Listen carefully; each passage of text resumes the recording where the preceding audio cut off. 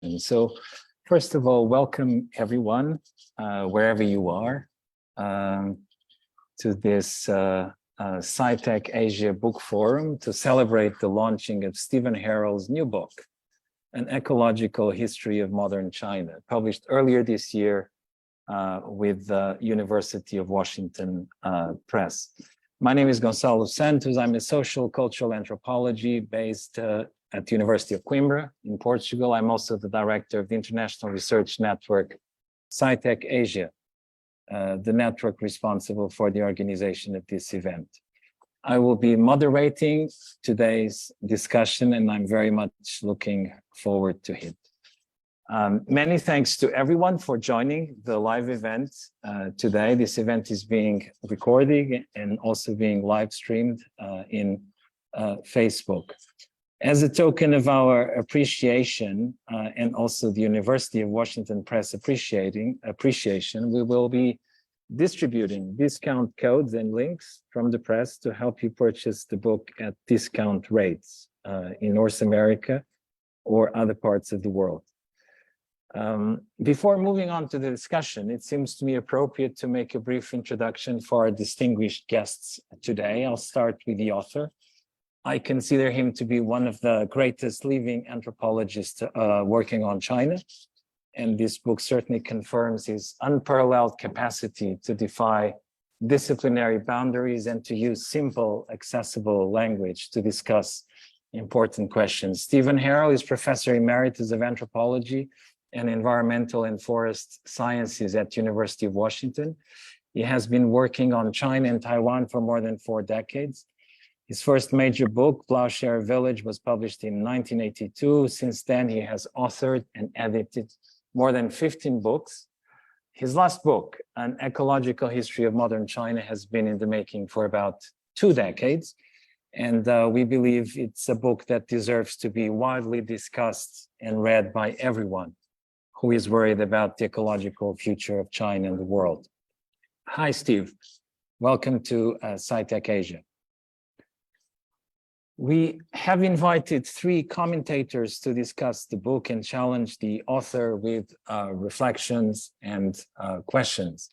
I'll start with Francesca Bray, who will speak first. She is Professor Emerita of Anthropology at the University of Edinburgh, an historian of agriculture and of science, technology, and medicine in pre-modern China. Her first book, the agricultural volume in Joseph Needham's series, Science and Civilization in China, was published in 1984. And her latest book, Moving Crops and the Scales of History, came out earlier this year, published by Yale University Press. I then move on to Andrea Pierre, an assistant professor in anthropology at the London School of Economics. He's a legal and environmental anthropologist whose research sits at the interface between environmental humanities, decolonial political theory, and the critical study of the commons. He's the author of the forthcoming Cutting the Mess Line, Water, Politics, and Climate in Southwest China. And is one of the editors of the open access journal Made in China. Finally, last and not least, Mette Halskov Hansen is professor in China Studies at University of Oslo. She has done research in China since the late 1980s on many topics, including the human social impacts of environmental degradation and climate change. She directed Airborne, an interdisciplinary project about human dimensions of air pollution in China. And in 2021, she started a new interdisciplinary project, Transcendence and Sustainability, Asian Visions with Global Promise, with colleagues in India, China, and Norway. She has many publications on the topic of climate and environment in China, including the book, The Great Smog of China, A Short Event History of Air Pollution, published with Columbia University Press in 2020. Lots of distinguished guests. The discussion is really promising. The event will be structured in the following manner. We shall have the author first introducing the book, and we will then invite the commentators to share their reflections and questions, starting with Francesca Bray, then Andrea, and finally meta.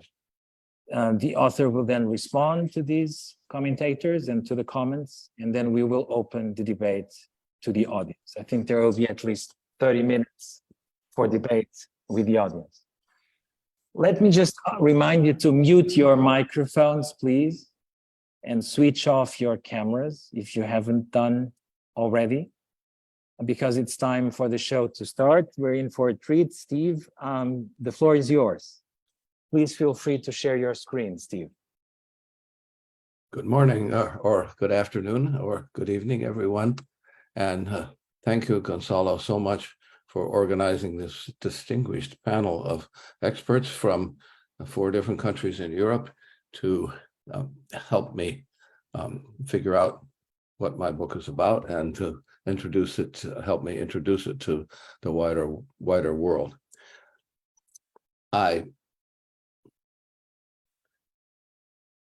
Before I begin, I want to just remind everyone that we're dealing with China, and that China is right now imprisoning in an unjust way one of the greatest anthropologists that China has produced in recent years, Professor Rahile Daoud from Xinjiang University. So let's remember and let's hope that the Chinese authorities come to their senses and stop imprisoning people who are part of our profession.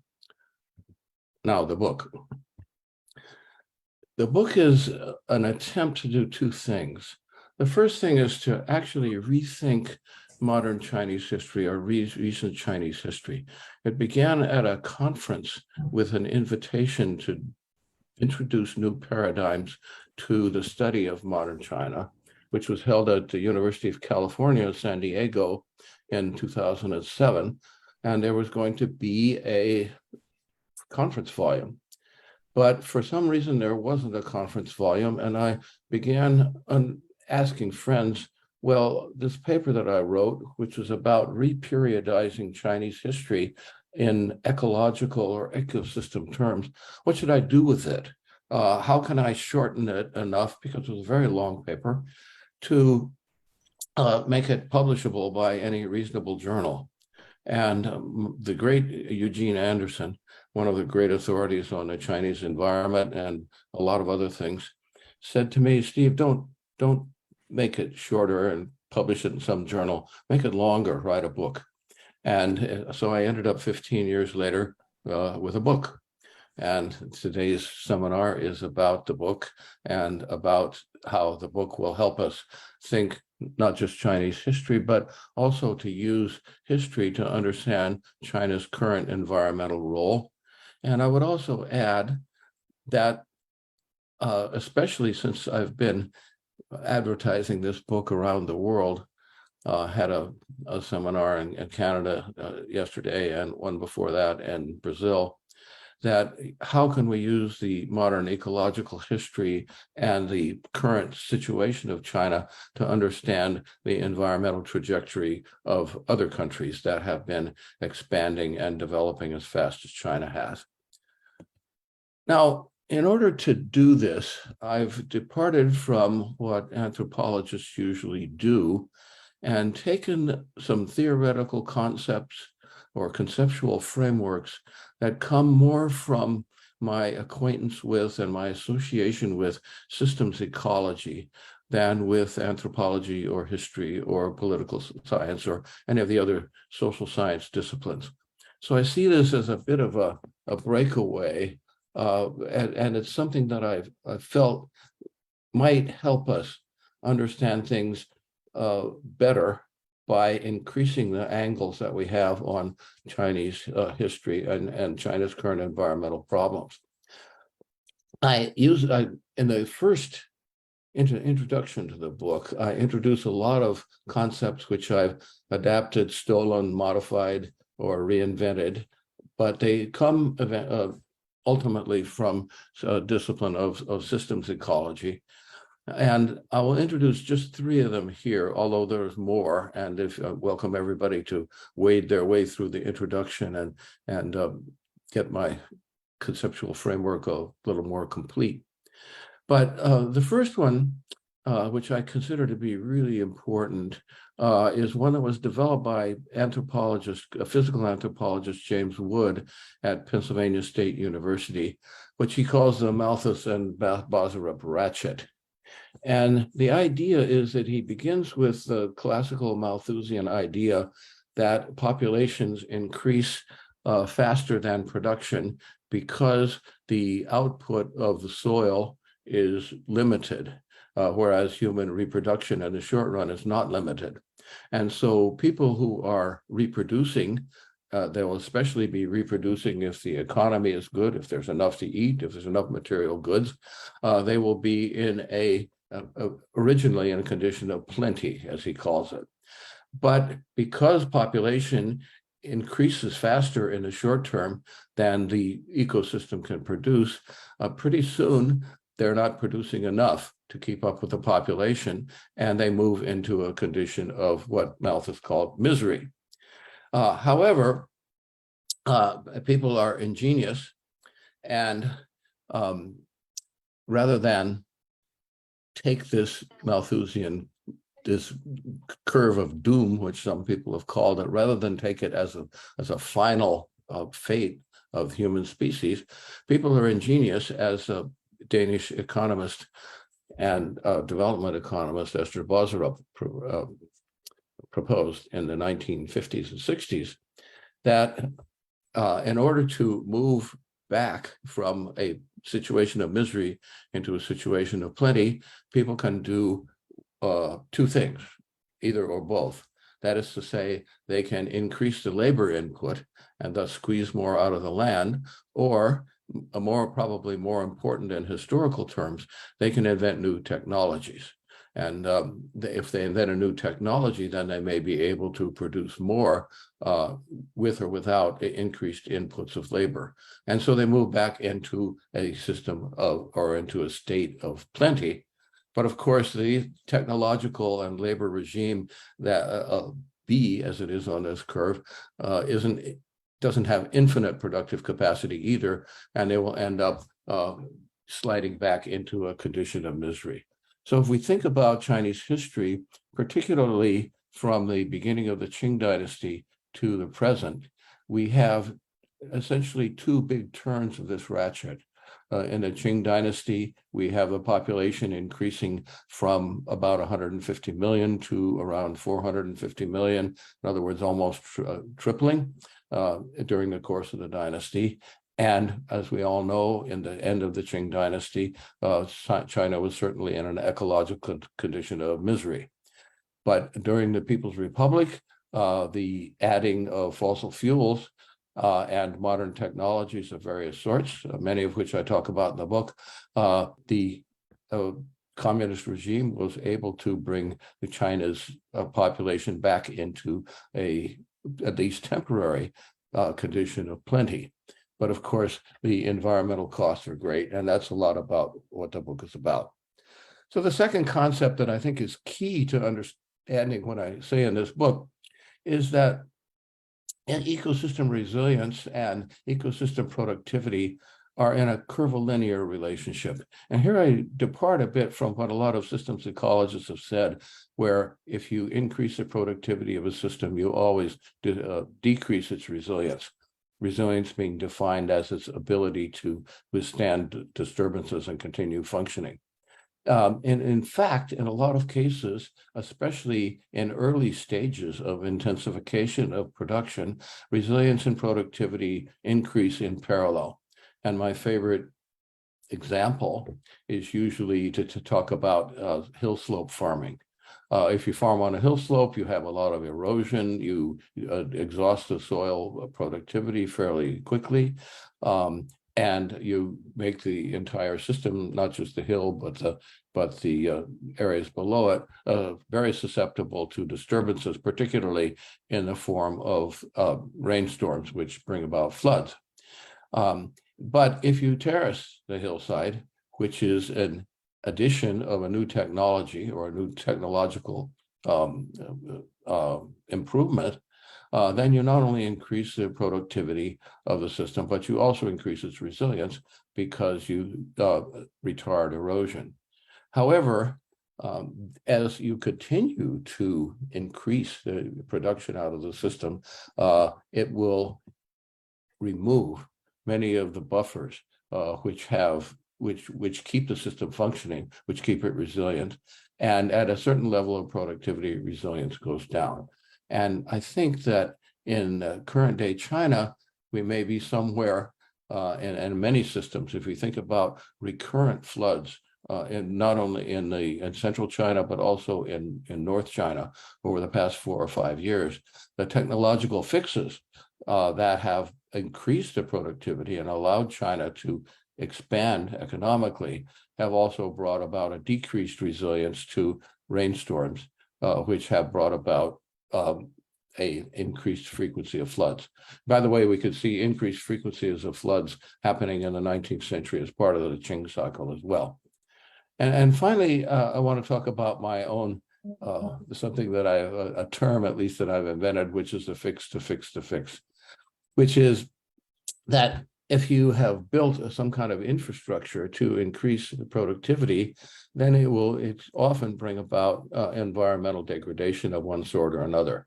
For example, the construction of the Sansha or Three Gorges Dam, which was completed in 2009, has had a lot of negative effects on ecosystems, both upstream and downstream. And one of these is Poyang Lake, which is downstream, and it's disturbed the hydraulic regime of Poyang Lake to the point where its fluctuations in seasonal fluctions in the level are very different from what they were before, and so the lake reached some of the record low levels in the early 2010s. Well, the fix for that is not to remove the dam, but it's to build other hydraulic infrastructure. In this case, it's been proposed for a long time, although who knows whether it's actually going to happen, to build a sluice wall across the inlet to Poyang Lake to further control the inflow and outflow from the river. So with this kind of concept in my pocket, as it were, I begin to talk about the ecological history of China.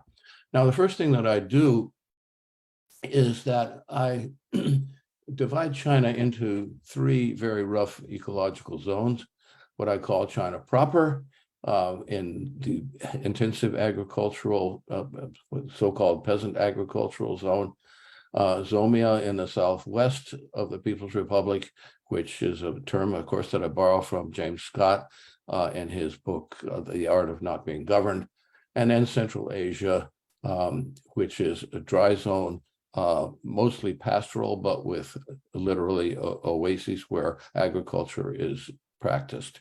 And each of these has very different implications for not only the traditional ways of livelihood of the population, but also for the process of increased production or development, as we call it, which has gone on over the 70 years that the book covers in detail. Then I go on to talk about time. And this is, of course, what I started out with that fateful conference in San Diego in 2007, thinking about the history of China since the communists came to power in 1949 through an ecological lens rather than a lens of elite politics and policy, which is the usual way to look at it, or even of social change, which is the way that many anthropologists look at it. And basically, the reason I did this was because, especially in 2007, I think it's a little less true now because it's longer into the past. But at that time, everything was situated around looking at China with the Cultural Revolution as a hinge. In other words, there was this Maoist project of socialization, planned economy, collective agriculture, which sort of went to such an extreme during the Cultural Revolution that the only way out was to Gaiga Kaifang, to start to reform an opening, to liberalize the economy, to open to the world, to decollectivize agriculture in 1978. But actually, if we look at it from an ecological standpoint, that's not really the breaking point. The real breaking points is much later. And after the Great Leap Forward, which of course was an ecological, ecosystem, human rights disaster, after that, the effects of the project of development, whether socialist, state socialist before 1978, or sort of state capitalist, some people call it, after 1978, the effects on the ecosystem ecosystems were not all that different. So that the Cultural Revolution gets, to use the current fashionable word, decentered in the history of China, and we think more from an ecological perspective. And if we do that, then around 1998, with the biggest floods of all in central China, but also in Guangdong and even in Heilongjiang in the far northeast, the state, which had always purported to pay attention to environmental protection, actually began to take environmental protection seriously. And another book that I co-edited, it came out in 2016, we talk about the rise of the eco-developmental state. And China, like other countries in East Asia, becomes an eco-developmental state around the turn of the millennium. After that, the next thing I moved to is to tell the story historically, chronologically, and I tell it twice. The first time I tell it through is feeding the nation, land, water, and food. And I have 4 chapters on agricultural increase until the turn of the millennium. Then I sort of digress and talk about hydrology in chapter 7 and 8. And then again in chapters 9 and 10, I come back to the current situation of food. In a few minutes, I'll talk a little bit more about that. And then I tell the story again, second time, through the lens of cities and industry, and end up with, in chapter 16, what I call the paradoxes of eco-development, which is to say that China's economy has, of course, grown tremendously in the past several decades. And this brings about a paradox, because on the one hand, the things that are most harmful to the environment, which is burning fossil fuels above all else, has decreased as a percentage of the total industry that China uses. But it's increased in total volume simply because the economy as a whole has expanded so dramatically and so fast.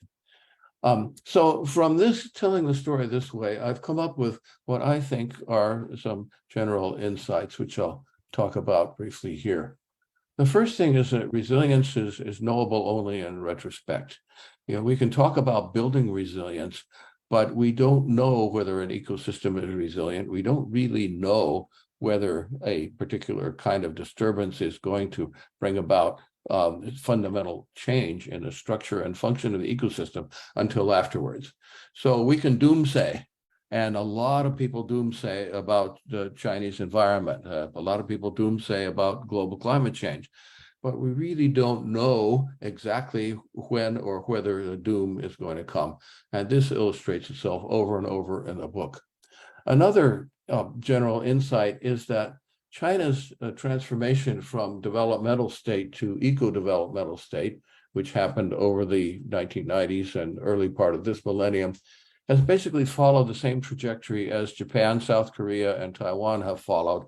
That is to say, at a certain point in the development of the material lifestyle of the population, a state moves to begin considering environmental mitigation seriously where it hadn't before.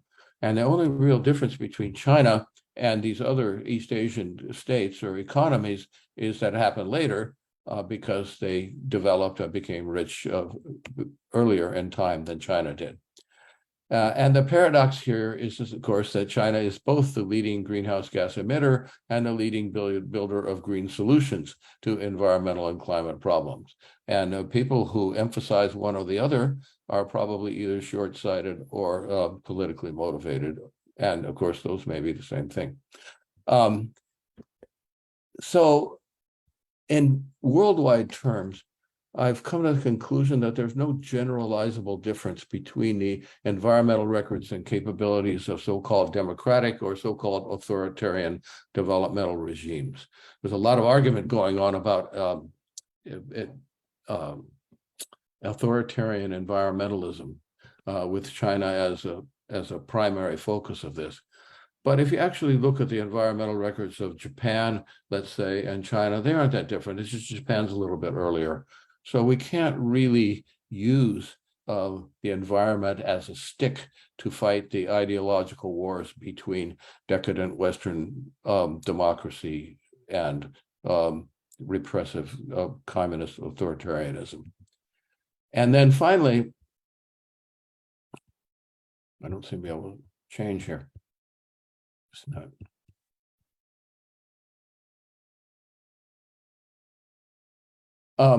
China's role in the international transfer of environmental degradation has gone from being a non-participant to being an importer to being an exporter. So I'm going to talk about how China has done this, and I'm inspired by a paper of Gonzalo's that he sent to me yesterday, which I'd read a long time ago, but not looked at for a long time, from Fan to Song, to use the Cantonese terms. Fan being staple starchy grains, tubers, and so forth, and Song being everything else, the things that you use to flavor your food.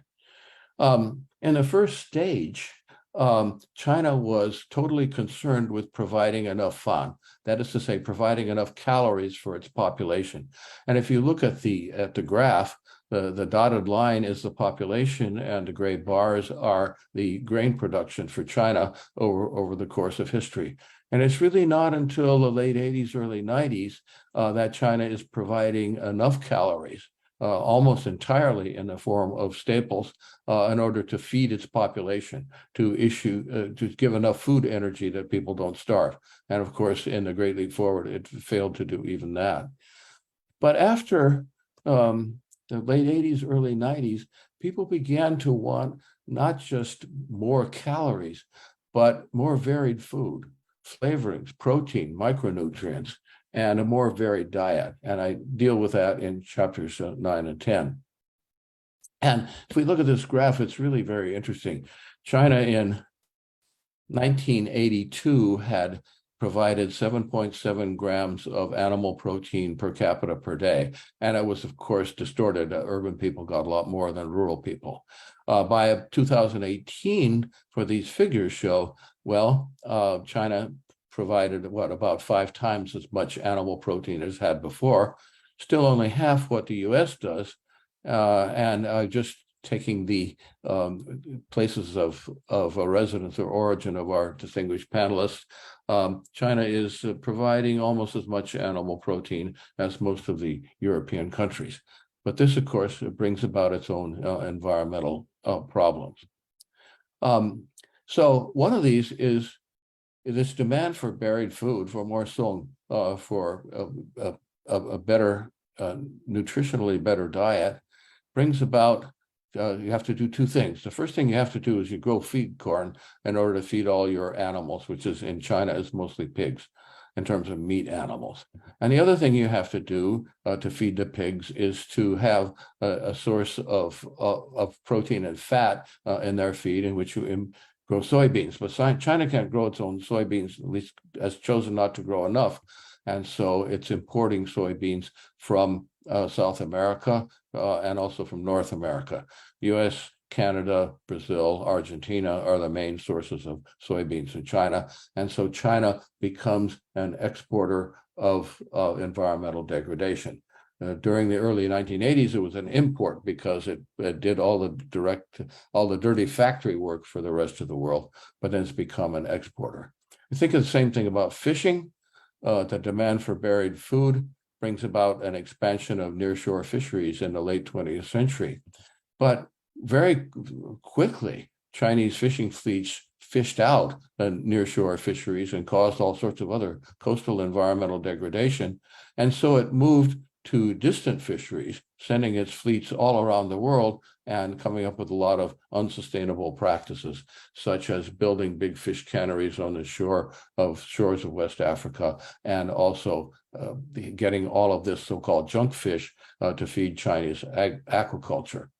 But aquaculture may or may not be the solution here, because China produces over half of the world's aquacultural food.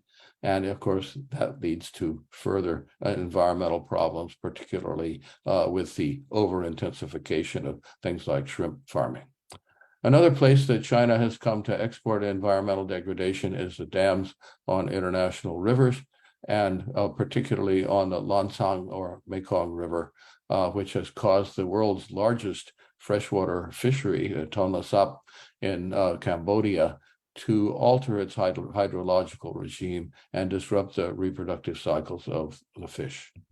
So in order, I'm going way over, I'm sorry, the topics to discuss. First, I would like to talk about problems of historiography. I was writing history using concepts that come mostly from systems ecology and population biology. Does this give us a valuable new perspective, or is it just a kind of, playing intellectual games for academic reasons? And a related question is history, which is written using mainly scientific papers from the internet rather than documents from archives, is this still legitimate history? You know, I'm not a historian, and I feel a little bit nervous about saying that I've written a history without doing what historians usually do. But perhaps even more important is, how applicable is this kind of analysis to other places, other times, other scales? Can somebody write an ecological history of modern India or modern Japan or modern Western Europe using this kind of concept? Other things are questions for human ecology. How does scale influence analysis and narrative? We have so much in China of what some people call zones of sacrifice. You build a dam, such as the Sansha Dam, you relocate 1.3 million people who are expected to sacrifice for the country. And I think of actually Meta's second book of the frontier people who are sent to Yunnan and to Gansu in order to help national development, and sacrifice, of course, not only their own lives, but often the environments of the rubber plantations or mines or whatever they're sent to operate. And how does I was asked this in a recent presentation of the book. How does resilience lens influence the research process? What to look for? When working in the area of southwestern Sichuan, where I did most of my field research in China, I found a really interesting case study in which the gradual cutting down of the forests along a river made the area much less resilient to periodic storms that came in the summer, exhibiting what systems ecologists call hysteresis. Well, once I saw this, then I kept looking for it. And there's examples all through the book. And have I just been influenced by finding what I was looking for in the first place? And finally, and this is something that's been brought about by Marxist scholars, is resilience a weak excuse for equilibrium, or even simply an excuse for the continued strengthening of capitalist world capitalism and its concomitant environmental harm? So some other things to talk about. And I'd just like to thank everybody and say,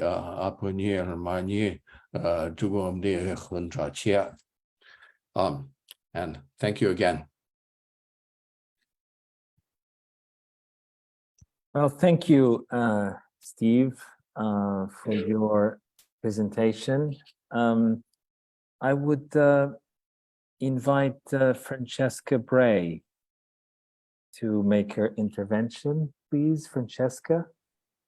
Yes, well, thank you very much, Gonzalo, for inviting me. And it's great to be here today and be discussing this wonderful book, which I think of as an innovative and illuminating history of modern China and its place in the world. But so more importantly, as an analytic and methodological model, not the model, but a model for thinking comparatively in terms of nations or regions, as well as globally, about what others might call Anthropocene assemblages or systems. So it offers ways to think about the genealogies of their contemporary forms, their linkages and dynamics, and about possible ways to work towards slowing environmental damage, escaping what he calls rigidity traps, and building greater resilience, whatever that might be. So ideally, this resilience would be consistent with greater environmental and social justice. And it involves tricky coordination between different scales of intervention, of impact and agency, and between different framings of sustainability.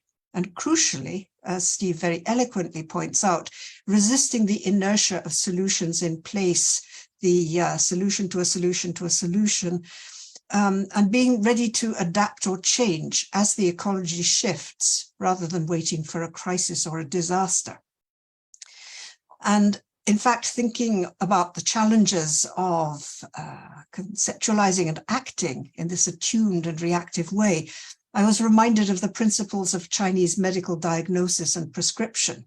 It's an ongoing process with no certainties. It's not a magic bullet.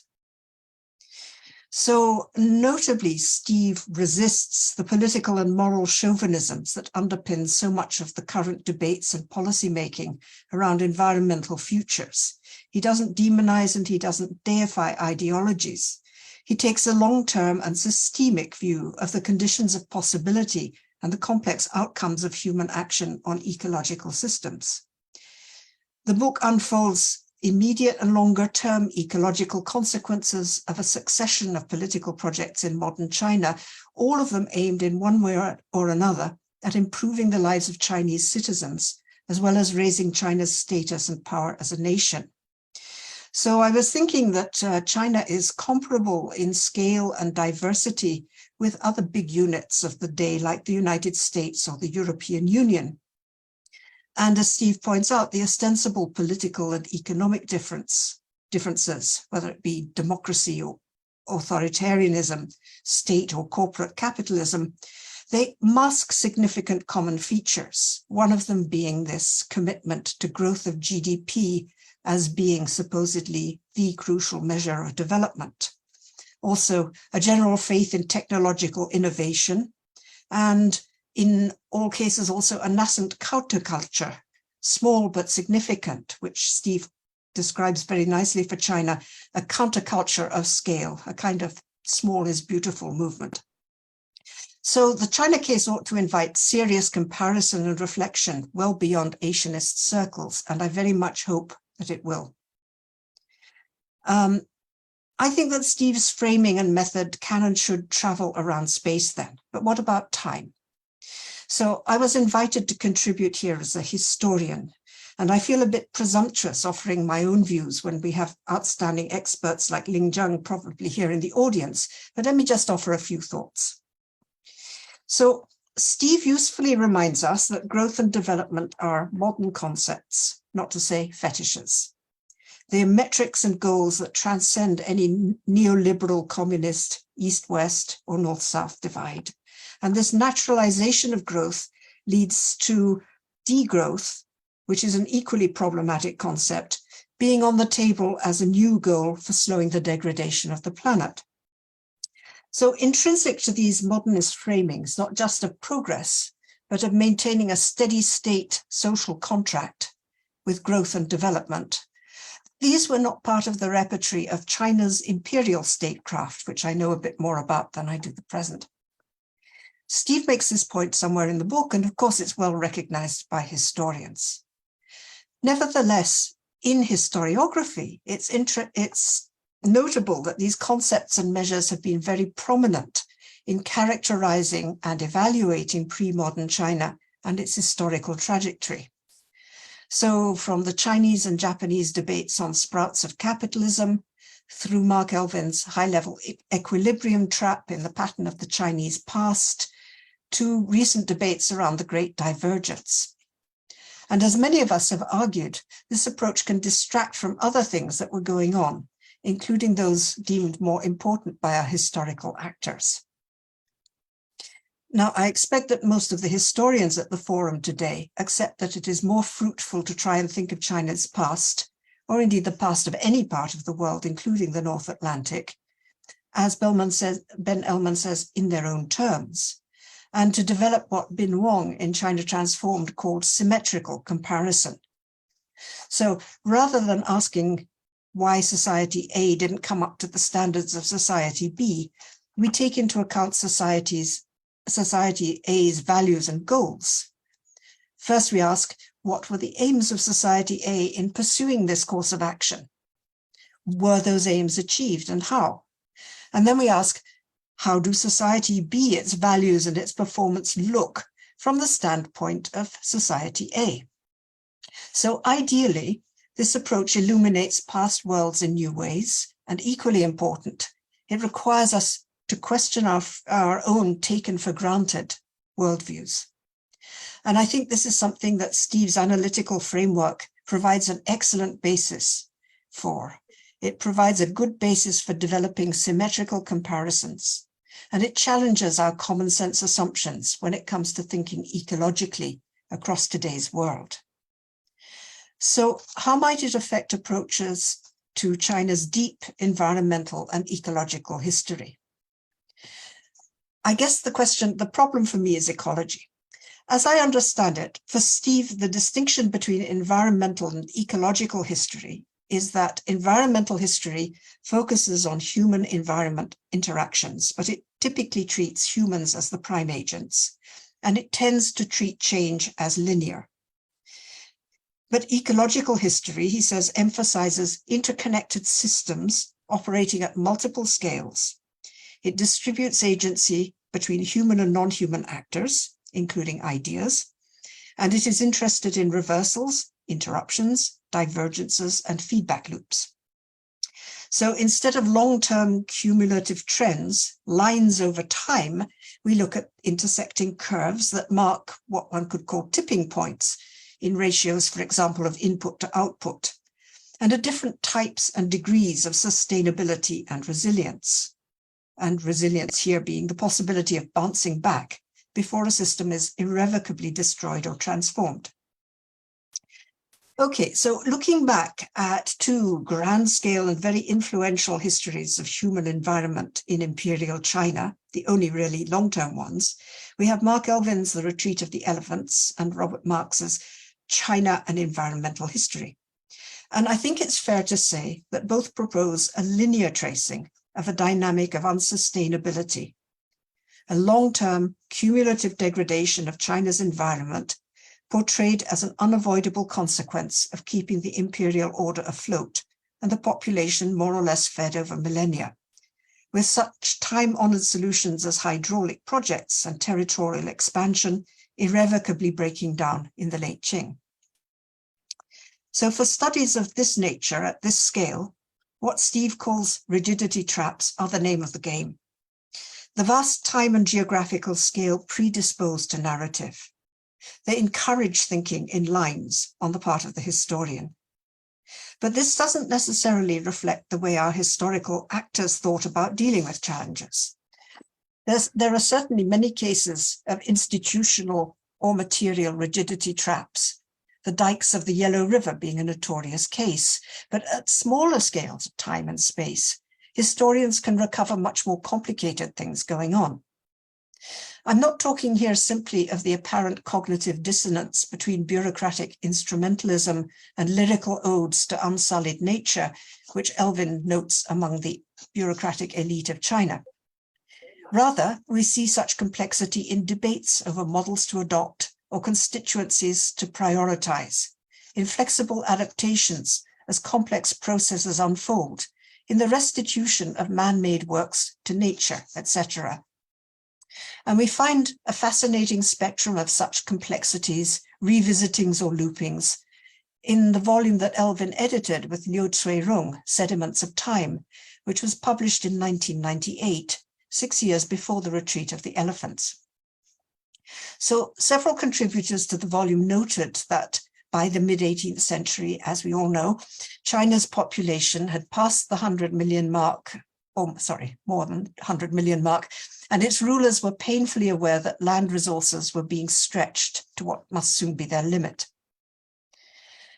Edward Vermeer argues that it was over the 2 following centuries that the definitive degradation of the Chinese environment took place.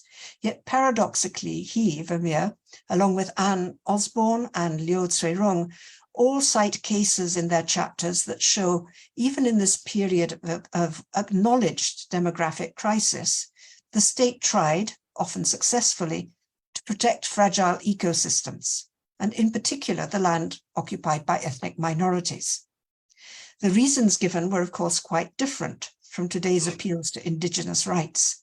Still less were considerations of biodiversity at stake. Nevertheless, we see here, if you look at one scale, you can see one thing. If you look at another scale, your attention is drawn to another story, as Steve was remarking. And so in Sediments of Time, as in much subsequent work by historians like Ling Zhang's The River, the Plain and the State, or Peter Lavelle's The Prophets of Nature, we contemplate complex and often unfamiliar framings by Chinese actors of long or short-term goals, of different terms of benefit, or of choices of solution to environmental challenges. So Steve and Andrea have both reflected on whether and how to use such pasts to serve the present, and I'll leave it to them to speak further about this. I'll just conclude by saying I love the idea of ecological history. It opens up so many things, but I do find it perplexing about what we put in this category. So as Steve notes, the resilience of a system can seldom be judged in the short term, and as it is in his model, compounded of environmental, institutional, and cultural factors. Which is the critical indicator of sustainability or resilience in a specific context? Well, nowadays it seems to be the environment, but ecology is so much more.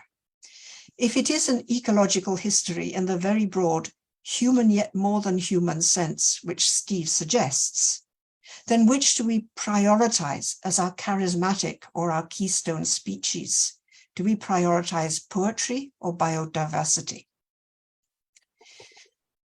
Since poets are living organisms, rather reluctantly, I will concede that the resilience of poetry depends on all the things which ecological and environmental activists are fighting to conserve or restore today. Clean air, healthy soil and water, biodiversity and its benefits, preferably available equally to all humans, or even to all species. So, given the multiple scales and dimensions, the diverse goals of the humans involved, and the changing cast of new non-human actors, natural, cultural, over time, is it possible to write an ecological history of pre-modern China?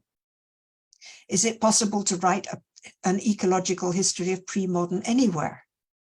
What would such a history, or rather histories, for I think they would have to be multiple alternative histories, would they necessarily end up following a teleology of today's world and its Anthropocene crises and dilemmas, or would they look quite different? And what would they look like? How much would their contours depend on the selection of the period, the selection of the place, and how would we judge their significance for their own times and for our own? Thank you, Steve. It was a wonderful read. I'll be coming back to this book again and again. Thank you so much, Francesca. I would like to invite now Andrea Pia, please. Hello, Gonzalo. Hello, everyone. Thank you so much for this invitation. It's such an honor to be able to, comment in public the work of someone who shaped so much your understanding of contemporary China, as Steven has done for me, and especially with Southwest China, which is my area of expertise. And so it's great to see the culmination of so many years of work. And I have to premise my intervention today by saying that this book was wonderful. It was a very powerful read. It is a long read. It's a door stopper, but it's one that is going to stay in my office for a very long time. So I'm very happy to be able to now share a few things that I thought as I was reading the book. I guess I'm going to take the opportunity of this event and this panel to try to challenge Steve on some of the theoretical concepts that he is basing his analysis on, mostly for the sake of increasing our understanding of what this book can do for us, not just anthropologists, but experts of China and people interested in human to environment relations. And but I want to start from emphasizing how this book reads differently from the environmental history of China that I know best, which has been kind of so well described by Francesca in the second part of her talk. The way I've read the book, this is really an history of feedback loops, and not in the sense of understanding them to be an element of environmental human relationship, but they are used as an analytical lens through which to understand contemporary China, and potentially through which to understand, kind of the global history of the environment, the contemporary global history of the environment. So for that, this was really, I think, useful. And I also really like the way in which the book brings back a strong, productive, robust understanding of environmental boundaries, which is not deterministic but dialectical. I mean, in anthropology, we sometimes tend to kind of de-emphasize how much the environment shapes the human experience, and this book is providing a grammar to make sense of that relationship. So I'm very happy that this book exists, so to speak. And it's also, I guess, a cautionary tale against hyper-rationalism in economic planning, especially when it comes to China and the people who tend to be enamored on both camps of the debate about China with Chinese development as such. This is really kind of providing a cautionary tale as to how much we can predict this process to impact us in the future. So I really enjoyed it, and I now want to move to a more kind of critical discussion of some of the ideas. Helpfully, one of the concepts that I want to engage with. Andrea, sorry, can I just interrupt you very quickly? Would you mind turning on your camera? We're not seeing. Oh, can you see me now? Much nicer. Yes. Can you listen? Can you hear me now? Yes? I can hear you and see. Sorry. Yeah. Thank you. Okay. Sorry, I don't know what happened there. Sorry if you missed me. But again, here I am. Hello. As I said, I wanted to. Do you still see me? Yes. Yes. Very well. Okay. Yes. Great. Yes. So helpfully, as I was saying, one of these ideas, and this is going to be one of the only concept, I guess, out of many that I will focus on in an attempt to unpack it and try to engage with it critically, is this idea of the Malthusian or Malthus bow ratchet that Steve has introduced at the beginning of this talk. One way that I think about conversation that we usually have about the growth of China, the stability and sustainability China as a system, is that we usually end up talking about population growth. And this, I don't know whether this is kind of some kind of influence of long distance effect that the PRC discourse has on us, but we tend to focus on how big is China and what is big population tend to determine or shape the ways in which this as a system it can be made more sustainable. And I think Steve is really clever in modulating some of the Malthusian implication of that idea, the fact that the linear relationship that exists in that theory between food production and population growth, with the idea that technology does intervene and modulates the population relationship with the environment, so that at the end population is never quite stable.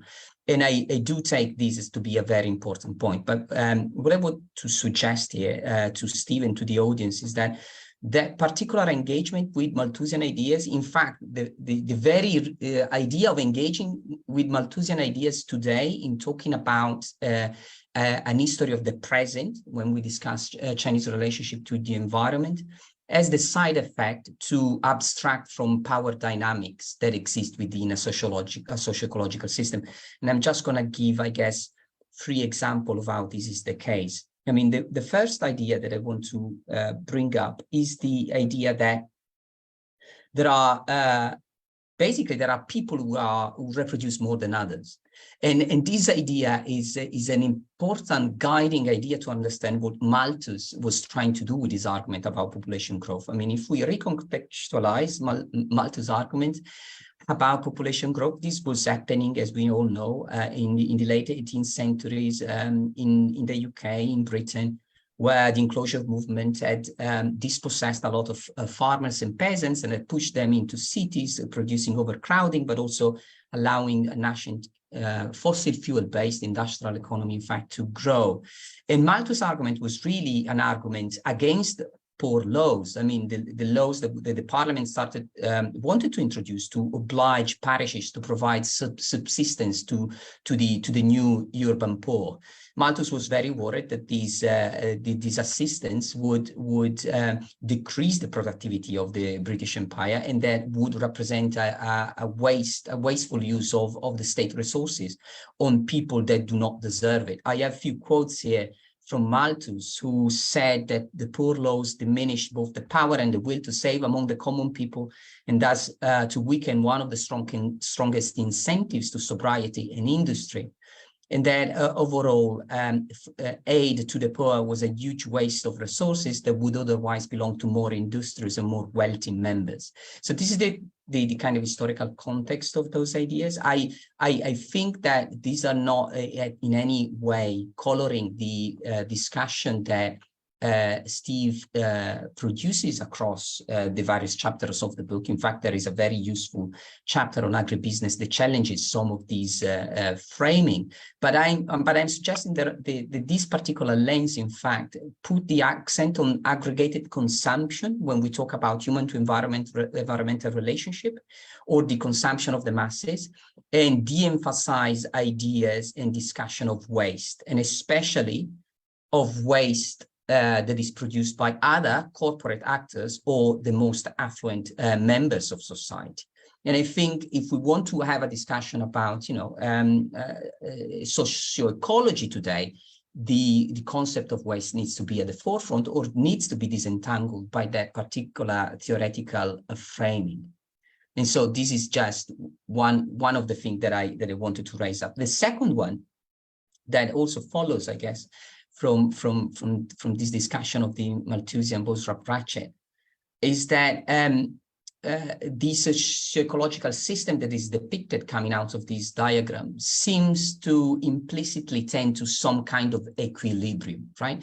And I think one of the very powerful idea of this book is that it allows us to think of resilience, not just as a return to a previous state, but as to the movement into a different state that becomes stable.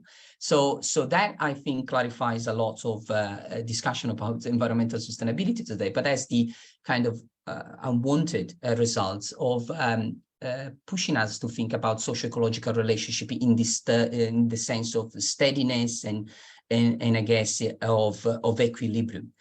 There is one word that Steve used very little in the book, and I have my own kind of reason for why this may be the case, and we can have a discussion about this. But Steve talks a lot about development, but talks little about capitalism and capitalist relationships. So if for the moment, just for the sake of this discussion, we start thinking about this social ecological system China is today in terms of a capitalist social ecological system, and here I'm thinking with Jason Moore's analysis of capitalism, then we see that in such a system there is no equilibrium, but only acceleration, right? So capitalist relationship to environment tend to accelerate environmental degradation, and they accelerate environmental degradation with the goal of maximizing the accumulation of money capital, right?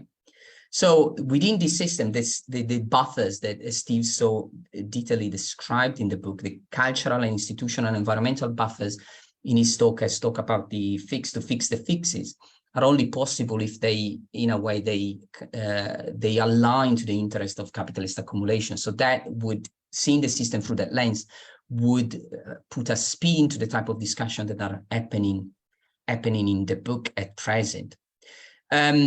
And then the last and third point that I want to make about about this, about looking at, in contemporary environmental history through the lenses of the Malthusian Boserup-Ratchet, there is another kind of de-emphatization going on, that is the one that has to do with capitalist, the way in which capitalist relationship within a system dictate energy transition, not just in the present, but also in the past. I mean, this model seems to be predicated on the linear understanding of technological development, that at one point technology will be invented, so for us to be able to further develop and sustain a growing population. But over the years, labor historians and STS scholars have demonstrated that at any given moment in time, there is a plethora of potential valid technologies that could be suitable to the social ecological problem at hand, and that it is power relationship, a power struggle that eventually determine which technological path, which technology is going to be taken up as within the system and circulated within the system. This is the case with Andreas Malm's book, Fossil Capitalism, that I think demonstrates quite well how in 18th century, to go back to 18th century Britain, how in 18th century Britain, there was a struggle in terms of energy technologies between water infrastructure, water structure, and coal. And that particular struggle was tilting towards water energy resources, but it was opposed by capitalist investors and owners of coal resources, because water energy was disliked because of the economic effect that it would have. I mean, it was water resources would not be amenable to centralization and maximization of production and investments, and would also give a lot of power to workers and communities that could control the system in their local communities.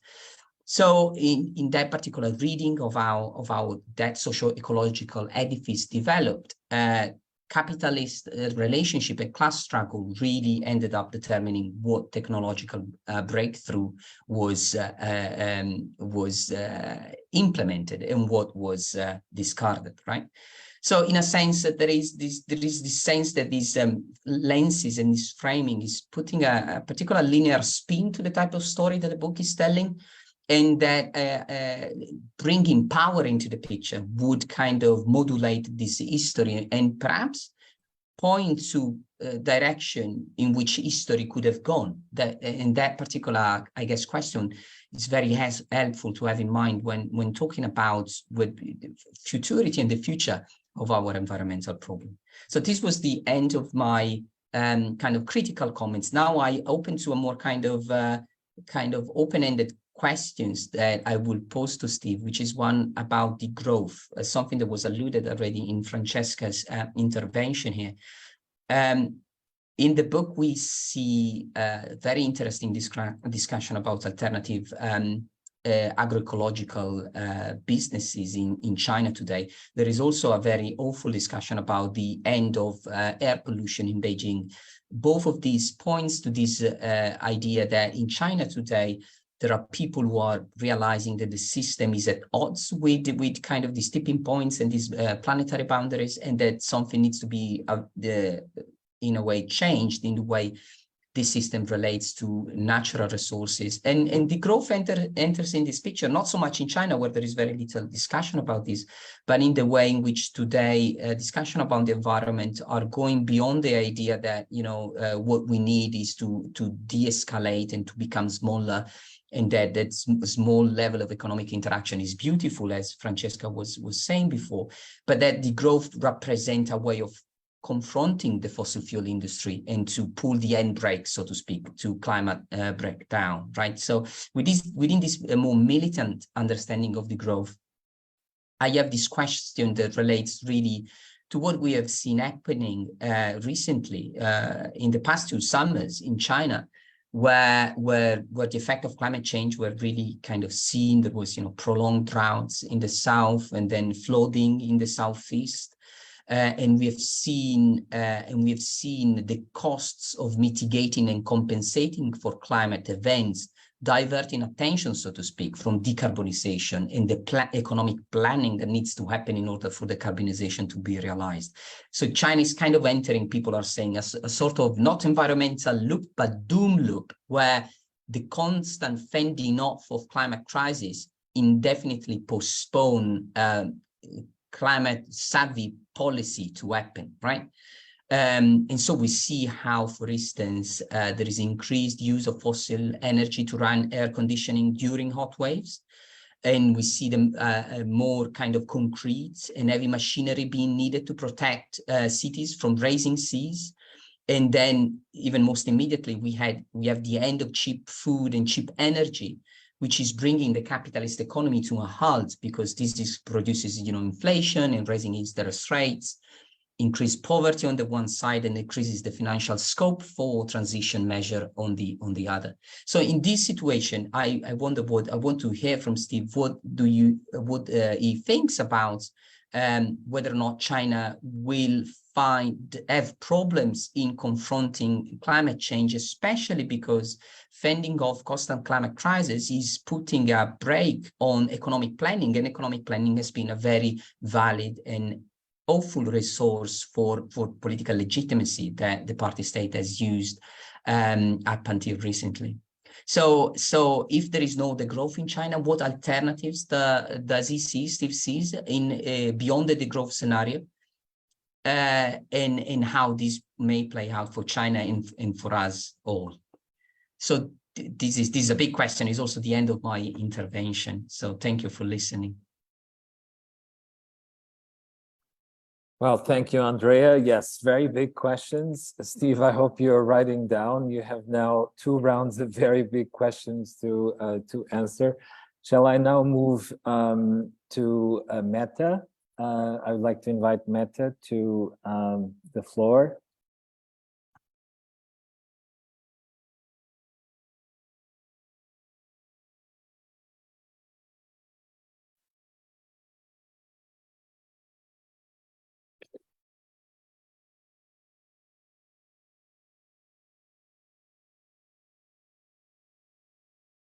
Meta, I think you are on mute, Meta.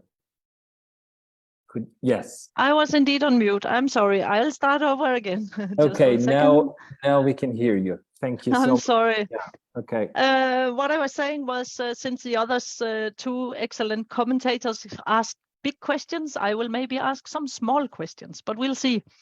And then I was also saying thank you to you, Gonçalo, for inviting me. I'm very honored to be here, and I'm very happy to say a few words about this new book. And thank you very much to Steve for writing it. This is a book that we really need, I think, but I did not know that we needed it until I actually read it.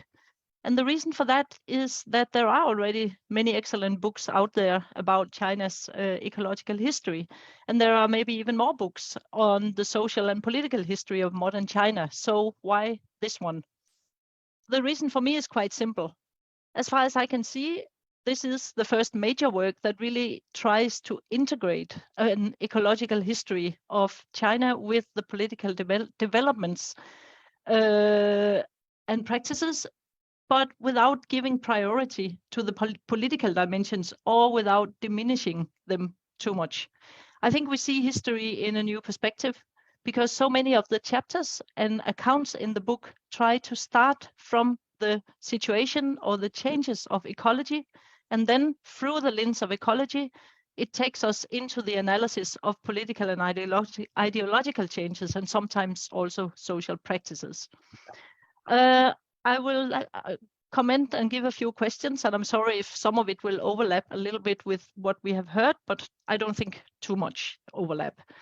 I've been teaching students in China studies for 3 decades, and I will for sure use this book in my teaching in the future.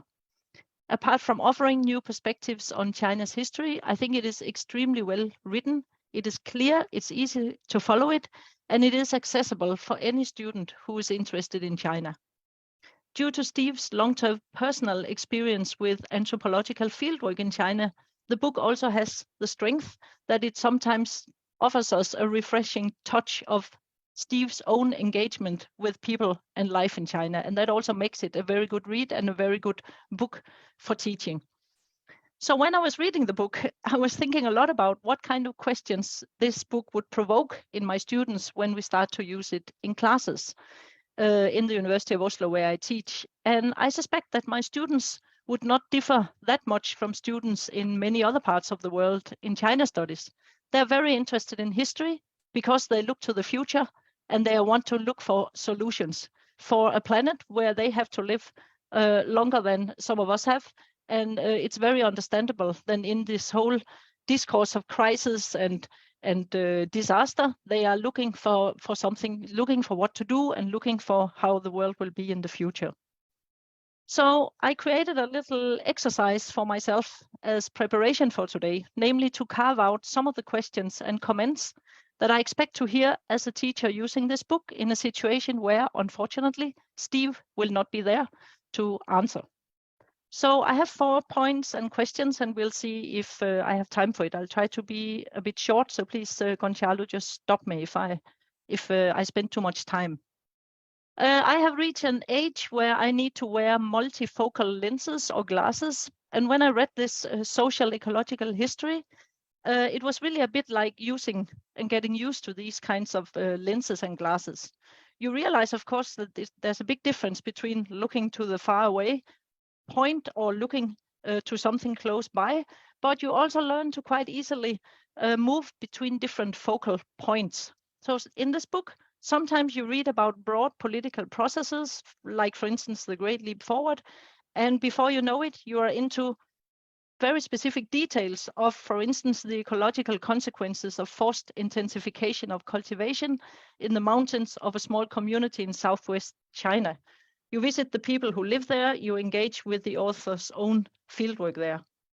So we learn a lot about political projects and their ecological consequences, also about some of the social implications of this. But, and this is my first question, is it a conscious choice to not let us or my students know more about the people in power who were behind the ideologies, behind the policy making, behind the implementation of the policies in these processes that are described? So the leaders of the Communist Party beyond Mao Zedong, Deng Xiaoping, Xi Jinping, who are of course mentioned, also the power struggles in the party, in more general terms, maybe the human dimension of what I see as a largely impersonalized description of policies and campaigns. It's even into the level of the sentences where very often the subjects of sentences are, for instance, reforms did this or that, or campaigns did this or that. But there is remarkably little reference to whom were actually behind these reforms and campaigns, how they came about, which societal conflicts or contradictions or processes were going on that resulted in precisely these policies that had these implications for the ecology.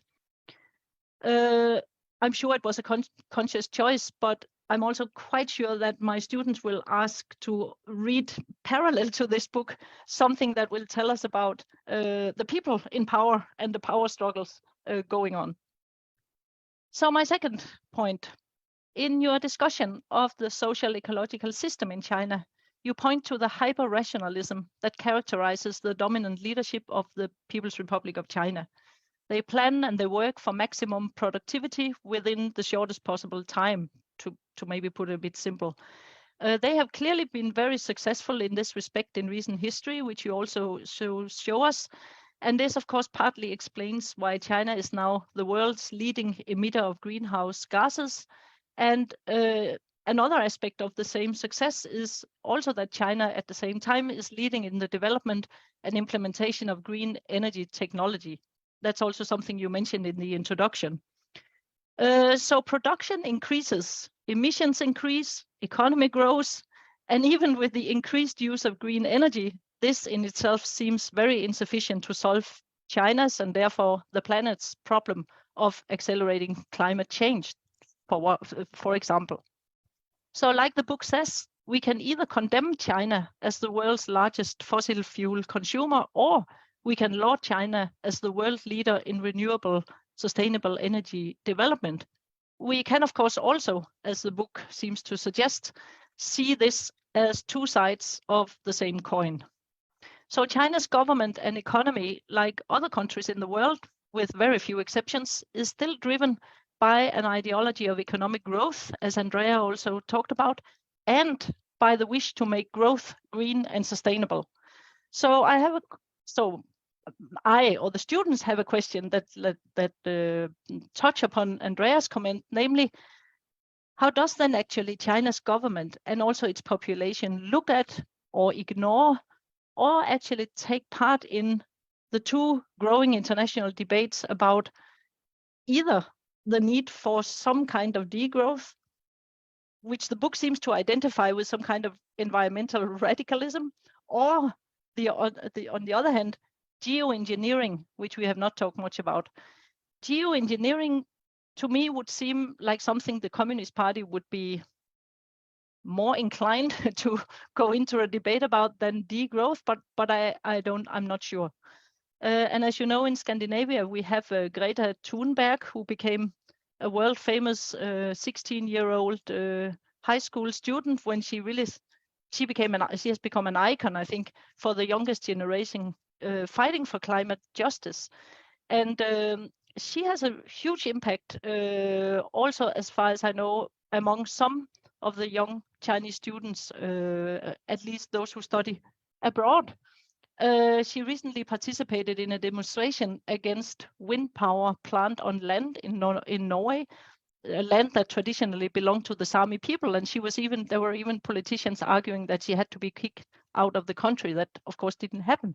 But it's something that our students and the younger people in China studies here would definitely be very interested in seeing what are the discussions on these issues in China. Let's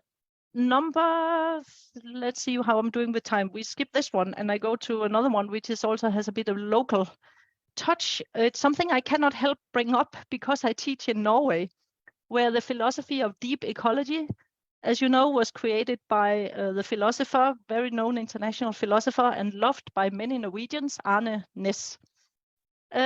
My students would be very surprised that deep ecology is mentioned en passant in the book, almost on parallel with ecofascism, as an example of a notion that considers humans to be, per definition, destructive to ecosystems.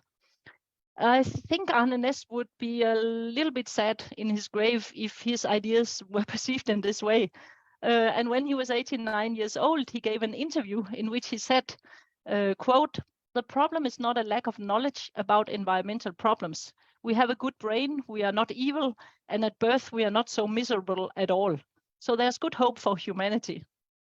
And this came 20 or many years after he and George Sessions had argued that one of the biggest problems, and was the argument from the early 1970s, that one of the biggest problems in the world was the dominance of anthropocentrism, and that there was a need for alternative environmental ethics and redefinition of the concept of the human self. And I think in Steve's book, one of the interesting consequences of the ecological social approach is that it's argued that we maybe need to think differently about historical periods. But what is very clear, of course, also from other publications, is that regardless of this, cutting across any periodization of history in modern China is the predominant and extreme form of anthropocentrism that the Chinese Communist Party's Marxist-Leninist worldview represents. So maybe the last questions from my fictitious students would be about the book's historical periodization up to 1998. Because was it really a period of environmentally unconscious developmentalism? Or was it a period of hybris or hybris? I don't know how to pronounce it in English. In Latin, it's hybris. Was it a period of hybris when there was indeed consciousness of the strange chemical colors of the rivers, the black smoke from the village coal-fired factories, but the choice was to not see it as a problem and to push it into the periphery of consciousness and give privilege to the optimistic wave of development, prosperity, even freedom and openness that made China in the 1980s such an exciting place to be. Was this actually a logical consequence of a predominant Marxist-Leninist anthropocentrism that entirely disregarded this kind of knowledge? And of course, the book does explain this. It says that the regime before 1998 recognized the existence of the environmental problems, but refused to recognize the severity of them. But do we then give too much credit to the regime at the time by calling this a period of unconsciousness, when something more grave was maybe at stake, something that we know very well from our own histories in Europe and the US, namely that knowledge and consciousness of long-term planetary and local destruction is too often not acted upon. To the contrary, our choice has been to ignore this knowledge and in the best case, postpone action. So thank you again so much for writing this book, Steve. I look forward to actually teaching it with my students. Thank you. Thank you, Mette, for your very thought-provoking comments. Well, Steve, you now have some time to respond to 3 rounds of very big questions and some small questions. Please, Steve. Well, this is a rather overwhelming series of critiques by, people have brought up things that I should have brought up but didn't think about, and they brought up things that I maybe should have brought up but decided not to for other reasons, and I brought up things that I didn't even think about. So I have to think, I wish I could have had your 3 critiques before I wrote the book, and unfortunately it would be even longer. But I'll just simply take the 3 commentators' comments in order, and I'll apologize at the beginning that I can't address every one of your comments or questions, but I've chosen some maybe rather arbitrarily to respond to in a little bit more detail. I think Francesca's comments bring up my greatest doubt in writing the book and about the book. When we talk about, and when I talk about my idea of decentering policy and politics, and not ignoring it, but moving it to the periphery and putting the environment at the center, or the human environment, or even the politics and environment nexus at the center, without any specific indication of a direction of causality, but rather thinking about an systems approach. I'm not sure that I do it. I tried, but when I go back to it, I keep saying, it starts out with, often I start out with a policy, and maybe it's inevitable because policy changes are faster and more definitive than environmental changes. In other words, I think Francesca said, well, you start out with the condition of the environment and show how the policy, in fact, reacts to that. Well, yes, that's nice, but the condition of the environment doesn't change in a hurry, with, of course, the real exception of the Great Leap Forward, in which this cycle of systematic interactions between policy choices and environmental effects reacting to policy choices gets accelerated. And one of the things that I didn't talk about in this presentation, but one of the models that is quite prominent in my thinking also comes from resilience ecology, the adaptive cycle.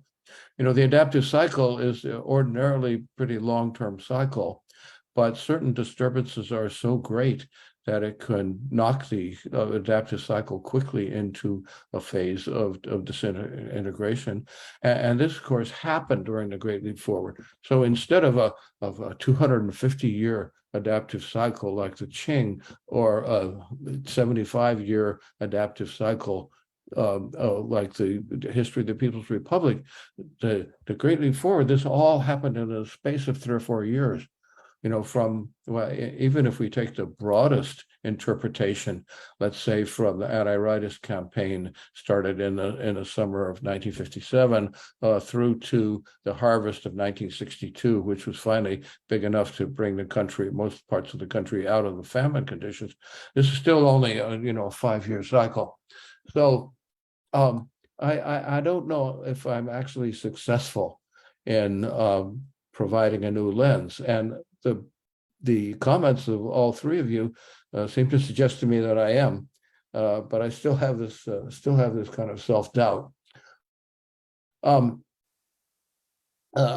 Francesca brings up, I think is really important, is that I refuse to take a side in these arguments about authoritarian environmentalism. And of course, the biggest challenge here is a recent book by Judy Shapiro and Li Yifei about I can't remember the title of it, but where they really take a political centric perspective and think about the implications of authoritarian regimes for the environment. But I'll go back to what I consider probably one of the most creative and interesting thinkers about China's environmental ecological history, Sigrid Schmalzer, who has an explicit quote that I use in the book about Marxist-Leninists. If you take the theorists of development who sort of metonymically represented by Walt Rostow, who was, of course, then an important advisor to the U.S. government in the 1950s and 60s when it was fighting the Cold War. And you take the other side in the Cold War, if you look at the Soviet models, they're really the same. Their goal is material prosperity. And it's the same thing is true with the Chinese communist regime. How to get to the goal of material prosperity, of course, is very different. And in the interest of this political struggle, of course, they accuse the other side of ulterior motives.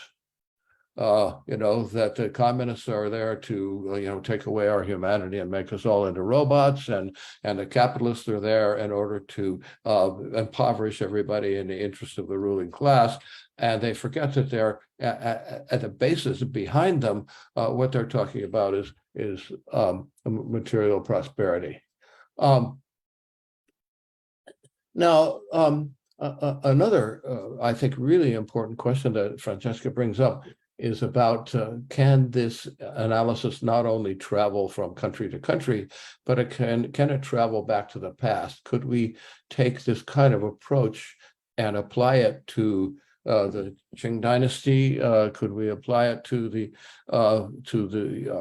Northern Song, which Zhang Ming has so brilliantly analyzed in her book published a few years ago? I think I'll just tell a story. This original draft of this book was a lot longer, and it was planned to be even longer. I was going to write a third telling of the story, which concentrates on specific landscapes. So I'm going to write a chapter on forests. I'm going to write a chapter on coastal ecosystems. I'm going to write a chapter on glaciers. I'm going to write a chapter on deserts. And so forth. And it would have made a book about, instead of 180,000 words, more than like 250,000 or 260,000 words. And I was talking to James Scott about this.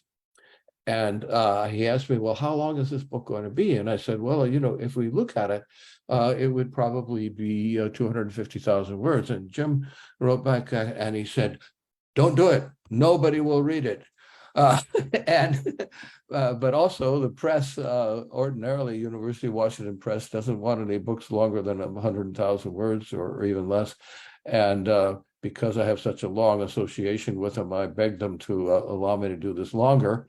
And they said, well, it'll have a textbook market. And so we can, we probably won't lose that much money on it if you write a longer book, and you're an old friend. So go ahead.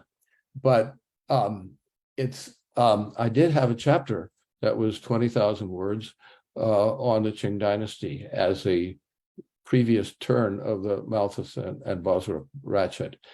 And I just left it out, even though I was inspired by Jim Scott himself to write it in the first place, because there's a wonderful quote in Scott's Seeing Like a State, I think it is, where he says that a historian writing about the 18th century spends most of her time writing about the 17th century, because you have to understand where the 18th century starts from.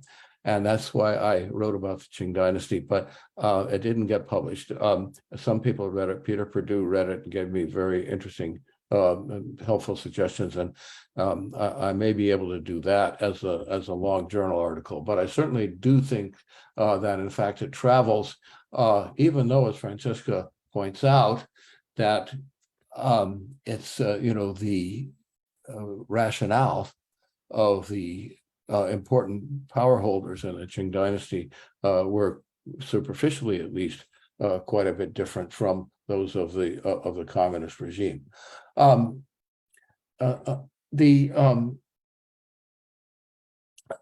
the most stimulating thing I think that Francesca brings out, in addition to this historical travel, is the problem of scale. And Andrea talked about it as well, that when you zoom down to the little valley in Liangshan in southwestern Sichuan, where I spent so much time, you get a very different picture than you get when you talk about national policy. And it's not simply that,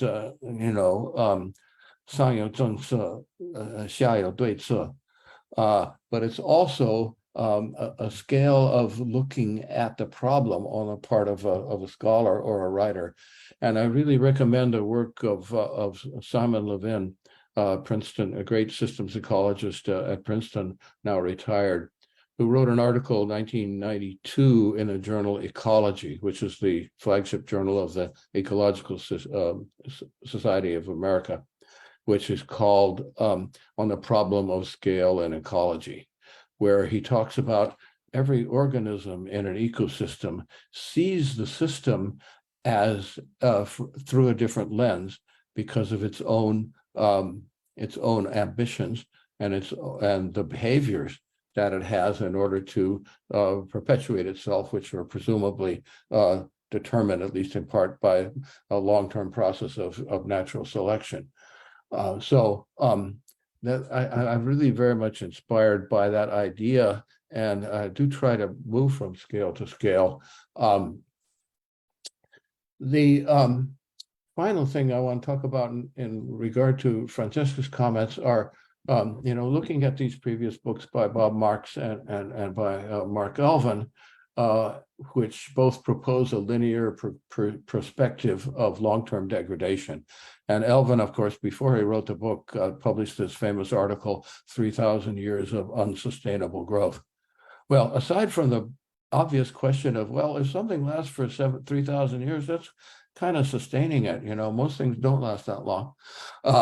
And nothing lasts forever. Even Chairman Mao said, I don't believe that communism is the final state. Eventually the sun's going to expand and the earth's going to dry up. And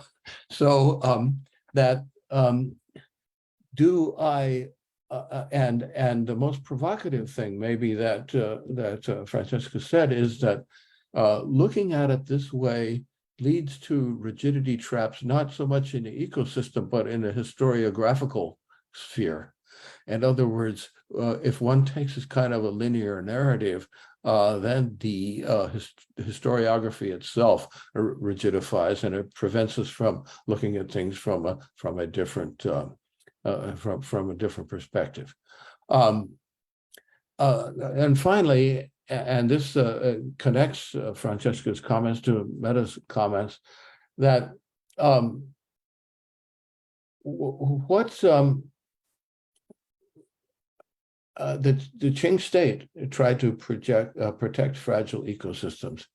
And if you look, deeply enough into policy documents and and local archives, as Michael Muscolino has done wonderfully for Tianshui in Gansu, you find that the communist regime is very concerned about ecological degradation, but it's blinded by its own ideological perspective, at least publicly.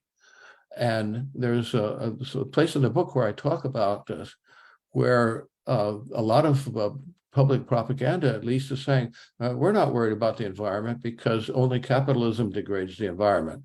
Capitalism degrades the environment because capitalists are motivated by profits, where we, Communist Party, are motivated by the good of the people. And the good of the people obviously includes a clean and healthy environment. And so, we don't degrade the environment. It's very obvious. That's a capitalist problem. And as I say in the book, that they could say this as long as they didn't have a window in their office. Because, obviously they look outside at their environment and in fact, it's degraded. Okay, so I think that these kind of meta questions that Francesca brings up are really important. And in the end, in writing a book, you have to make choices. And you can't in fact include everything. But I really think that it would have been possible to write an equally good or maybe better book if one had made some slightly different choices and addressed these questions directly. I'll move on to Andrea's comments. He specifically talked about several different questions. And I like to concentrate on the Malthusian thing because, I started out in many ways as a demographer. And that has, I think, influenced the way I think about things in a way that it has brought me sometimes into contradiction with some of my more, I won't say more Marxist, because I kind of like Marxism too, but some of my more explicitly Marxist colleagues who state that the problem is not population, the problem is inequality. We all know that the US and Canada and Australia still emit about half again as much greenhouse gas per capita as China does, although China is rapidly catching up. And within the US, within China, within India, not so much within Europe, we have a lot of inequality, which drives a lot of consumption. And there are definitely racist implications to a pure Malthusian perspective.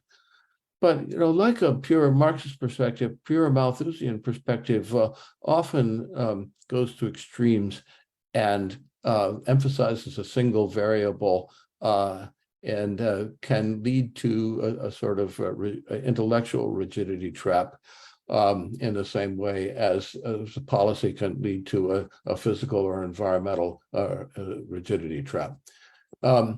The radical, another thing that Andrea brought up is the radical critique of resilience.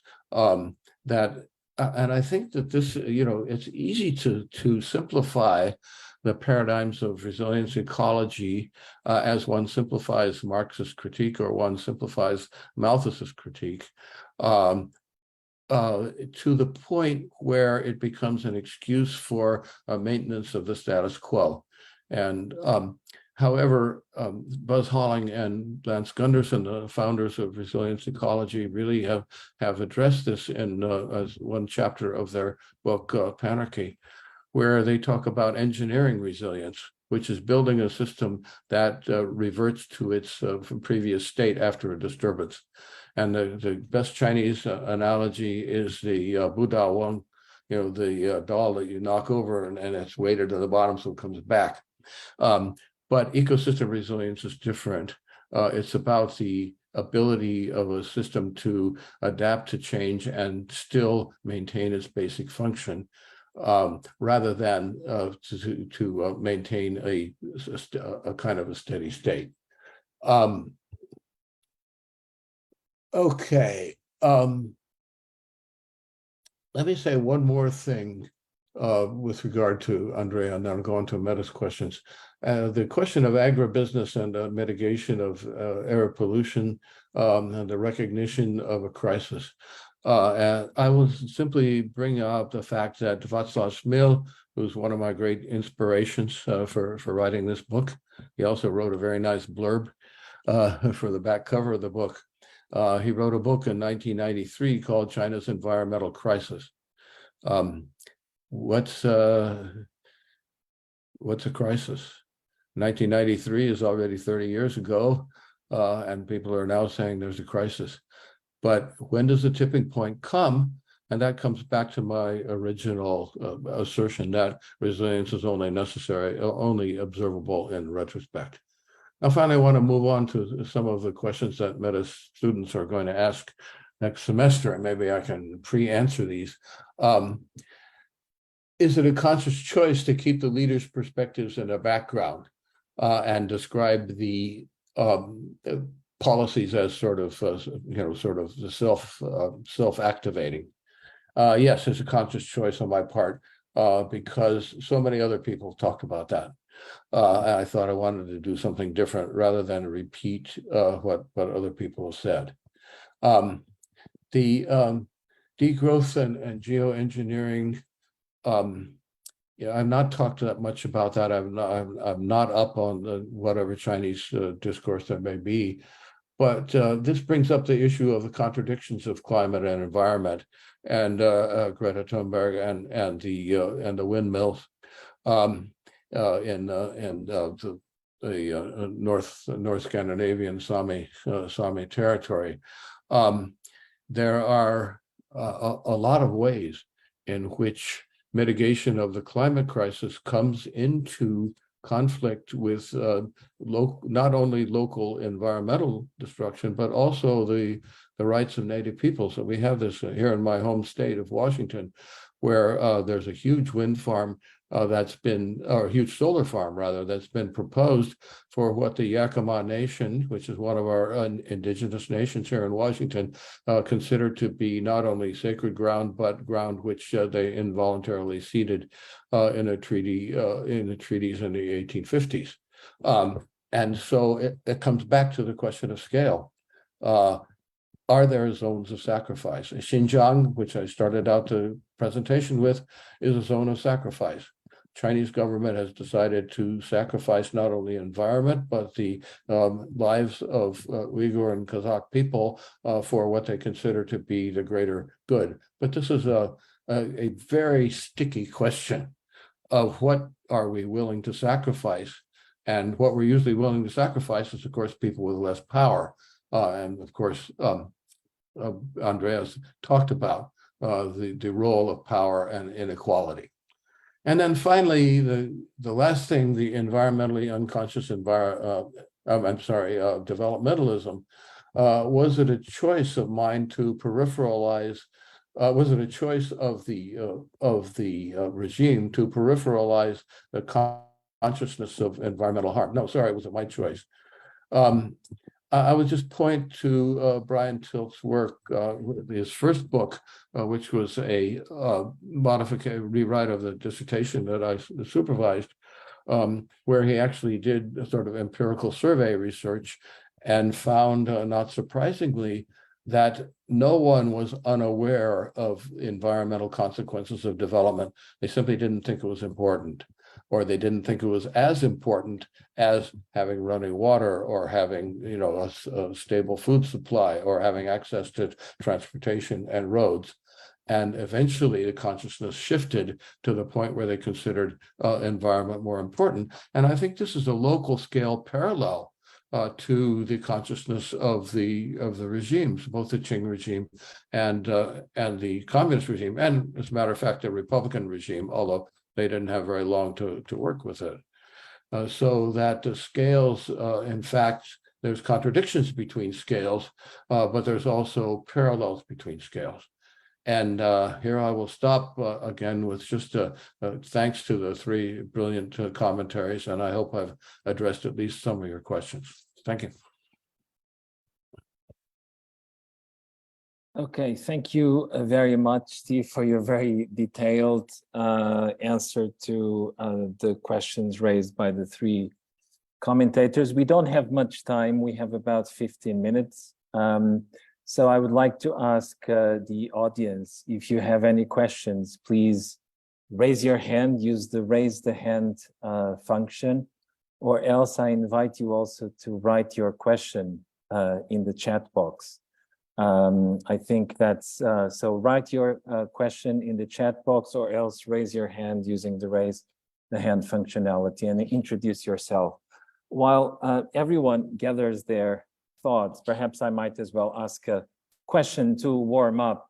I'm not going to ask you a long series of questions because we don't have time. But since you were talking about the future right at the moment, and I'm sure that this is also going to be one of the questions in Meta's students' minds when they read their book.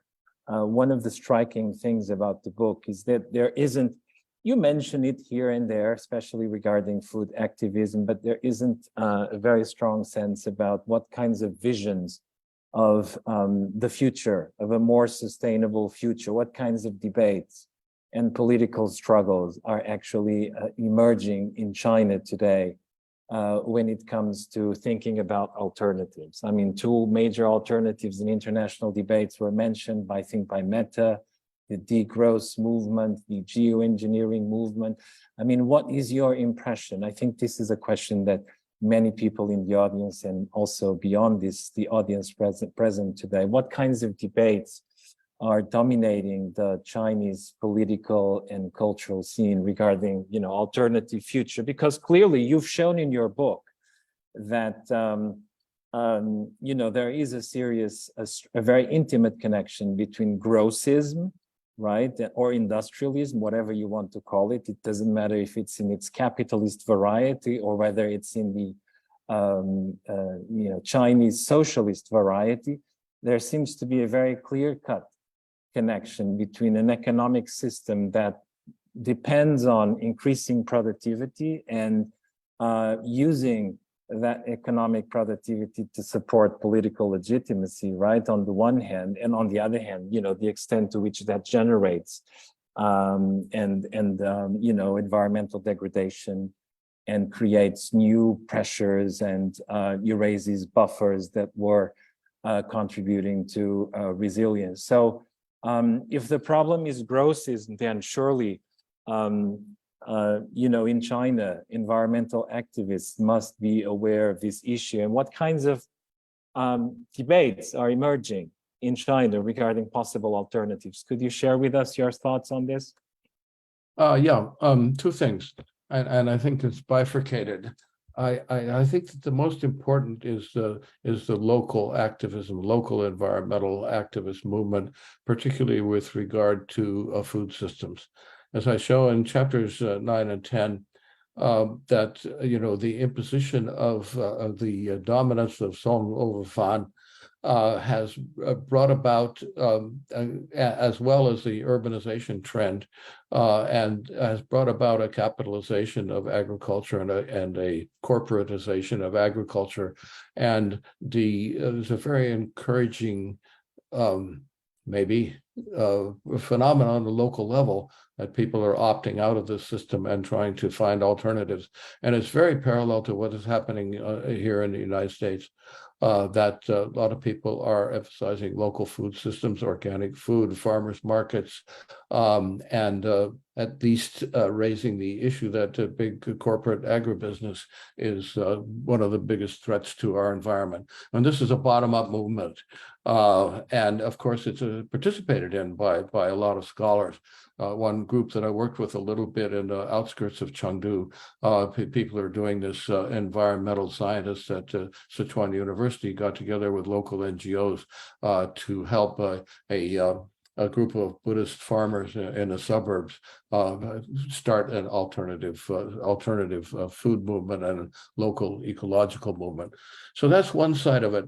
The other side of it, I think, is the fact that the government is trying to co-opt this debate with ideas about the ecological civilization, Song Taiwan Bing, and saying, without exiting the Marxist-Leninist framework of historical teleology, we're entering a new stage. We're entering an ecological stage, which is the equivalent of what in other countries might be called a post-industrial stage.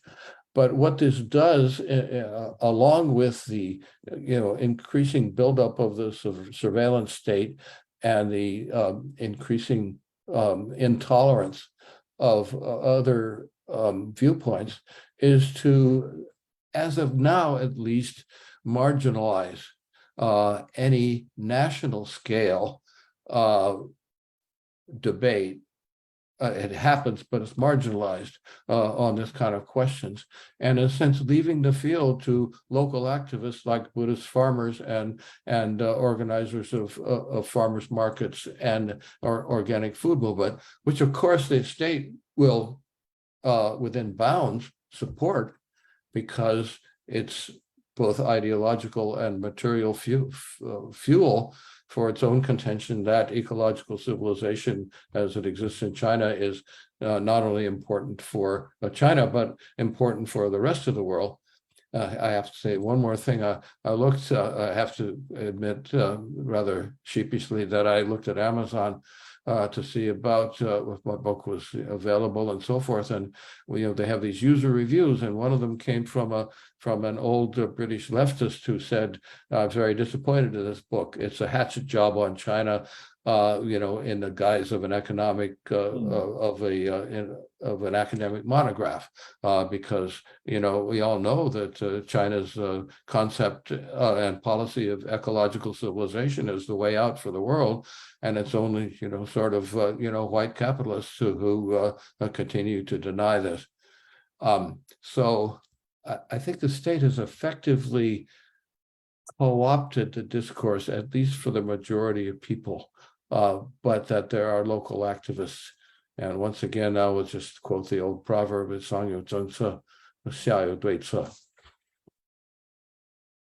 "We have a question from the audience, Steve. What inspires you to classify China into categories like, quote, China proper, quote, Zomia and Inner Asia, unquote, rather than using the conventional geographical and ecological zones like the Tibetan Plateau, Loess Plateau, and several plains and hills?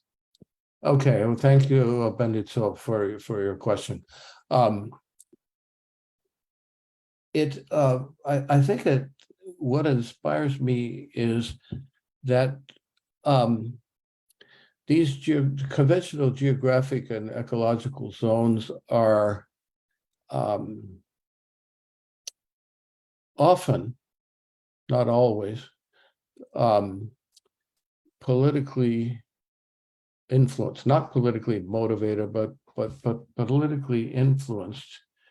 And I'm trying in this case to scale up, to distance myself a bit more from the sort of political, ecological categories that are conventional. The direct inspiration is, in fact, Joseph Whitney's analysis in a very important book chapter that he wrote in 1980, where he applies this same paradigm to all of East Asia, not simply to and much of Southeast Asia, because China proper is about a very intensive, what we call peasant farming. At least it has been for the last few thousand years. Zomia is much less intensive and is resistant to intensification. And of course, Central Asia in general is even more resistant to intensification. Now, I want to admit, because I'm talking to a Tibetan interlocutor here, that Tibet is more complicated. Tibet, in fact, has a semi-intensive agricultural zone in the southern valleys, and then a very extensive, very sparsely populated area in Changtang. But spending too much time talking about specific zones I think doesn't serve my more general purpose of trying to think about the most basic elements of the human environment nexus. And that's why I chose to adopt Whitney's categories here. Thank you, Steve. Let's move on to the next question. Brendan, please. Could you turn on your camera? Yeah, there we go. Thank you. Yep. Hi, Steve. Yeah, thank you very Hi, much. Brendan.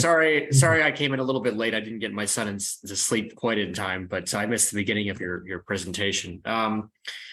As we talked previously, I just taught this book at the beginning of the semester. I'm teaching a grad seminar on ethnography and environment in China and Taiwan. So it was a great way to start the semester because in fact, I found that you actually reference a lot of the ethnographies we're reading later on in the semester. So it's a great sort of lead into that. But my question was to tack on sort of, and the way that I taught the book for the first several weeks, to tack on sort of what Gonzalo was saying and the way that you answered him a little bit too.